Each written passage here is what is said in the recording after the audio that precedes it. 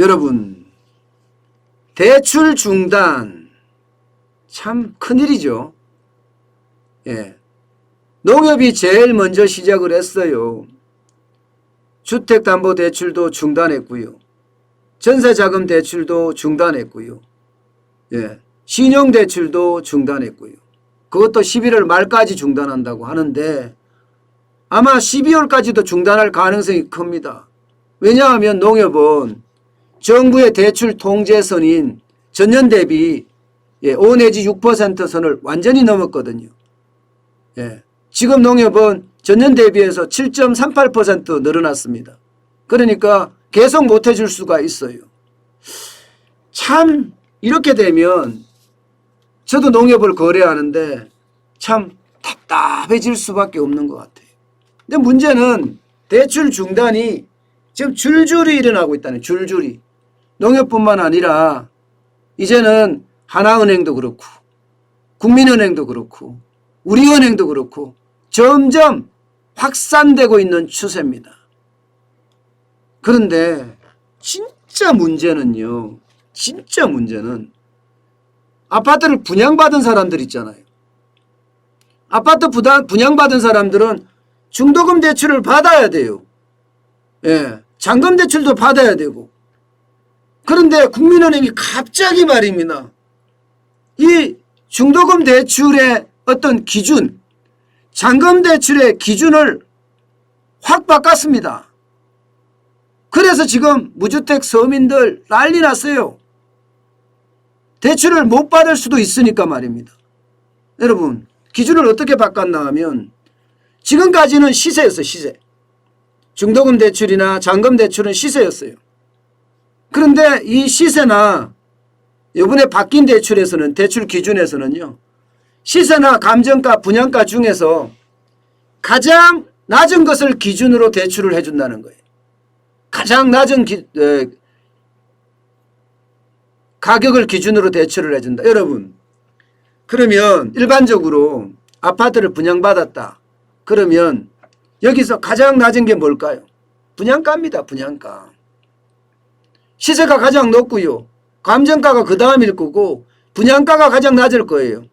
그러면 분양가를 대비해서 중도금이나 잔금을 대출해 주겠다는 건데 이럴 경우에 중도금이나 잔금을 대출을 받아야 되는 사람들은 지금 완전 패닉이에요. 패닉. 완전 패닉이 됐어요. 왜 그런가 하면요. 여러분 이 기준을 한번 보세요. 자, 잔금 대출 기준 변화에 따라서 대출 가능액이 얼마나 달라지느냐. 분양가 4억에 시세 9억입니다. 시세 9억에 대출을 해줄 때는요. 예, LTV가 적용이 됐을 때 40%가 적용이 됐을 때 3억 6천만 원을 대출받을 수 있습니다. 그죠? 그런데 이 기준을 분양가로 바꿔요. 분양가로. 분양가로 바꾸면 1억 6천만 원이 대출이 됩니다. 1억 6천만 원. 그러면 도대체 2억을 어디서 구합니까? 예? 2억을 어디서 구하냐고요. 저는 금융당국에서 이런 이야기 좀 해줬으면 좋겠어요. 이런 이야기를. 예전역에 그만 통화정책을 제대로 쓰든가 예전역에 부동산 정책을 제대로 써야지 지금 와서 나는 분양 다 받았는데 중도금 내야 되는데 당장 2억을 내야 되는데 나는 지금 2억 원을 못 내면 어떻게 되냐고요. 박살나는 겁니다. 진짜 처절해지는 겁니다. 결국은 무주택자를 위한다, 서민을 위한다. 정부가 완전히 거짓말해서 우리를 속인 겁니다. 어디 그뿐입니까 여러분? 분양가 7억에 시세 14억이다. 그러면 이것도 대출이 확 줄어듭니다. 예, 시세가 14억이면 LTV 40%를 적용을 하면 4억 6천이지만 분양가 7억에 받는다 그러면 2억 8천밖에 안 돼요. 이거 어디서 분양 받느냐고요. 더 큰 문제는요. 집값이 지금 폭등했잖아요. 집값이. 집값이 폭등해서 웬만한 거 있잖아요. 조금 넓은 평수다. 이러면 수도권을 가더라도 다 15억이 넘어요. 15억이 넘으면 어떻게 돼요? 중단 대출 안 해줍니다. 15억이 넘으면. 분양가 대출을 받으면 대출 불가. 예. 시세, 지금 그렇게 되면요. 분양가가 8억이면 8억에 대해 40% 받을 거다 이렇게 예상하시죠? 아니에요. 또 이거 적용하는 건 시세 적용합니다. 시세 적용해서 대출 안 해줍니다. 이거는. 그러면 여러분들 중에 아니면 여러분의 주변인 중에 아니면 여러분 가족 중에 수도권이나 아니면 근처에서 분양받은 사람들이 있으실 거예요. 그분들 있잖아요. 지금 난리 난 거예요. 난리 난 거예요. 결국 말입니다. 문재인 정부는 서민을 위하는 정부다. 개뿔을 서민을 위한 정부입니까? 예. 경제정책이 잘못됐는데 어디가 잘못됐는지 그 핵심을 짚어서 그 핵심을 해결하면 만사 오케이예요. 그런데 경제정책이 잘못된 건 분명한데 예를 들어서 임대차 3법 같은 경우 말입니다. 잘못된 건 분명한데 안 고쳐요. 끝까지 고집해요. 그러면서 다른 걸로 자꾸 막으려고 해요. 다른 걸로. 안 막아지거든요. 경제라는 게 돈을 움직이는 거거든요. 돈을 움직이는 거는요. 1원이라도 손해를 보면 안 변합니다. 1원이라도 손해를 보면.